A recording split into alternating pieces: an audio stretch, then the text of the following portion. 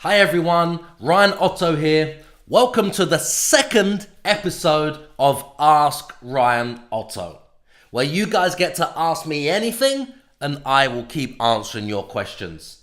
If you're listening on the podcast, on the Perfect Property Deal podcast, make sure that you subscribe over here on YouTube. There's bonus content and exclusive content which only goes out to people that have subscribed. And if you're watching here on YouTube, again, that applies to you as well.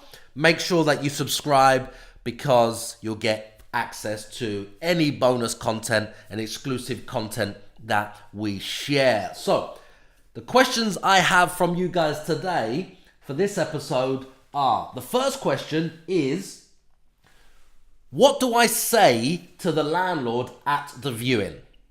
What do you say to the landlord at the viewing?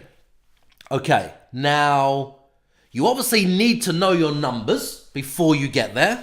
So you have to do your research, comparables, find out what the property is worth, find out what the property should rent for, whether it's a 1-bed, 2-bed, 3-bed, 4-bedroom house, duplex. You have to know your numbers before you meet the landlord or landlady at the property. So assuming all is well and you've already done your research, your due diligence, your comparables, so now you know how much the property is worth, okay? When you're at the property with the landlord, you obviously have to give them confidence. You have to overcome their objections for them to want to do business with you and reduce that friction, okay?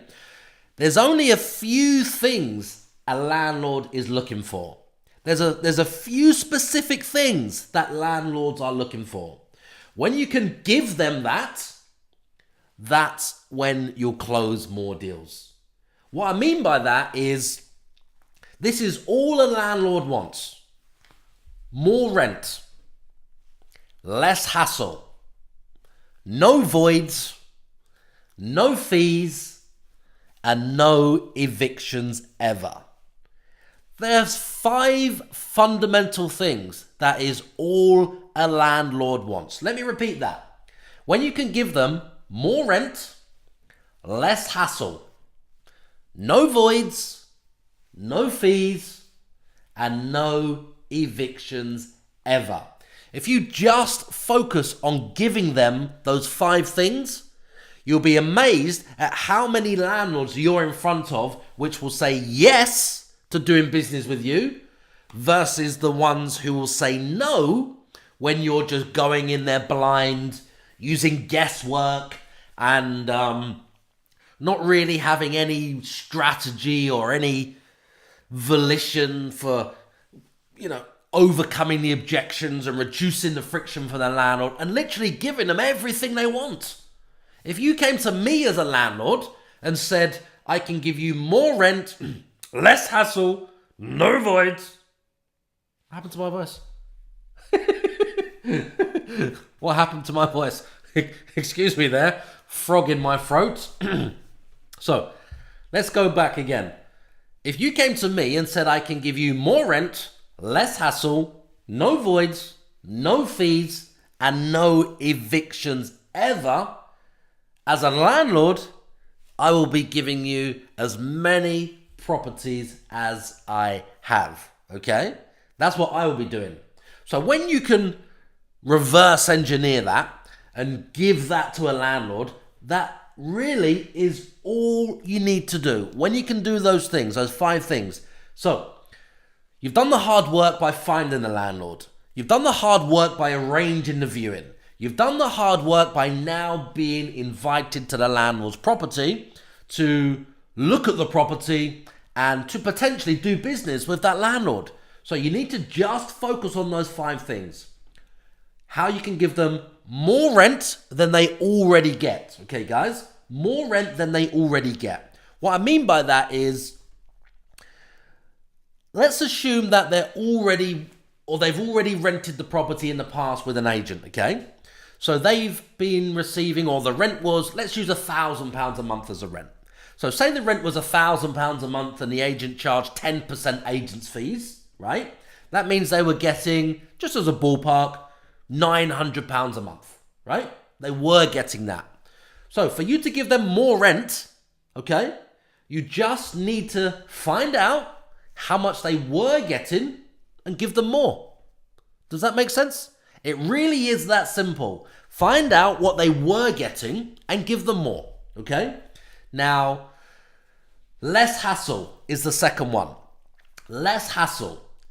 Now, one way to give a landlord less hassle, let's assume the agent they were using was managing the property and they called them every time there was a small problem and it cost £25 for a half an hour call out fee for the guy to come, the maintenance guy to come and do something, okay? Anything. Let's say that's happened a few times and the landlord has to, take the phone calls, say yes, worrying about how much it's going to cost and is it going to be a massive bill and is the agent going to put a massive uplift on the price that they pay to their preferred contractors and all of those other questions and doubts that are in landlord's mind when the agent has to send a contractor. So just imagine that you included maintenance. So all of those problems for the landlord have gone away, okay? Just imagine you included maintenance, right? So we've done the more rent, we've done the less hassle, we've done no fees, right? Agents charge finding fees. Agents charge management fees. Agents charge renewal fees. Agents charge tenants referencing fees. Agents charge lots of other fees and then VAT to the landlord. So when you can approach a landlord and say to the landlord, look, it's £1,000 a month your rent. I can give you £1,000 a month for the next 5 years. And there's no maintenance. We include that. Can we work together today on this project? Can I get your instruction on this property? What do you think they're going to say? Because they will know in the back of their mind that when they're on with an agent, they charge this fee for that fee for that, then this for this, then the renewal, then that. All of these fees add up. So you'll be surprised to see £1,000 of rent, or £1,000 a month rent, can now be reduced to something as low as 750, even 700 that the landlord would actually get. That is the difference. When you know these things, so when you can sit in front of the landlord and say to them, look, this is how much you were getting with an agent. This is how much I will pay. Can we work together on this property today? Do I have your instruction? Are we on the same page? Okay? So you've given them more rent, less hassle, okay? No fees. And now the voids. Let's look at the voids. One of the biggest problems for landlords is the void period. Over the course of a year, let's say you have, or the landlord has 2 tenants. Just 2 tenants over the course of the year. Now, let's assume that it's only empty the property for 4 weeks or 1 month each time. 1 month each time. And the tenant changes twice. Let's assume they're on a 6-month AST. So it takes 4 weeks, let's assume, 1 month to find the first tenant. That's £1,000 gone in the bin. After 6 months, that tenant moves out, then the property is empty again.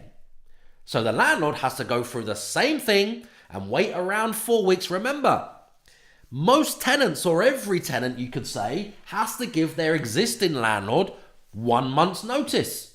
There's very few that don't have to give that notice, but most of them do. So that means the landlord will have to wait again, another 4 weeks or a month. So across the course of the year, that's another £1,000 gone down the drain. That's £2,000 that landlord has lost in voids alone. So let's assume you come along with your offer and you can guarantee no voids because you're the tenant. You'll be staying there for 3 years, 2 years, 5 years, or your company, will be renting the property. So there will be no voids. There won't be any changeovers of tenants. There won't be any void periods. So you've now covered the void. More rent you've given them, less hassle, no fees, no voids, and then the last one is no evictions. Now, anybody on an AST is protected from eviction. The AST gives them that protection. So that means if a tenant moves in today to a landlord's property, let's assume the same landlord. Tenant moves in today, pays the first month's rent and the deposit, and loses their job, can't afford to pay the rent. The landlord would then have to take them to court to evict them. The court process takes around 4 to 5 months on average right now in 2019 to evict a tenant. That means that landlord is earning no rent for the next 4 or 5 months to take them up until the 6 months of the fixed assured short hold tenancy. That landlord will lose a lot of money. 5 months rent from that example, $5,000, okay? Excuse me. So, because you're a company, you have a different type of agreement. You don't have an AST. You have a management agreement. So what that means for the landlord is you're not protected from eviction because you don't have an AST. So the landlord is completely immune from having to evict you, even if the worst happens. Let's say, I don't know, the worst happens to your company and you can no longer trade, okay? Now, the landlord would not have to evict you. They would not have to evict you. The difference is it's a breach of contract for you, which means the landlord would get their property back. But if that was a tenant, they have to be taken to court. They have to go through the eviction process. It's costly, costs obviously lots of money as well. So you get to completely take that away or take those pains away from the landlord. So what I've just covered there for you guys is 5 fundamental things which is all a landlord wants. More rent, less hassle, no fees, no voids, and no evictions ever. All you need to do is give those 5 things to the landlord and you will do more business with that landlord. It really is that simple. I hope you guys enjoyed this episode. Remember, any questions you have, you keep asking me, Ryan Otto, and I will keep answering them. So I hope you guys are subscribed on here on YouTube because there's exclusive content, bonus content we only share with you guys who have subscribed. If you're listening over on the Perfect Property Deal podcast, make sure that you subscribed over there to get the bonus content, exclusive content, and you come across to YouTube so you get to see everything as well. So, I've had a fantastic time. You will be seeing more of me, you guys. Remember, you're only one perfect property deal away from everything that you want.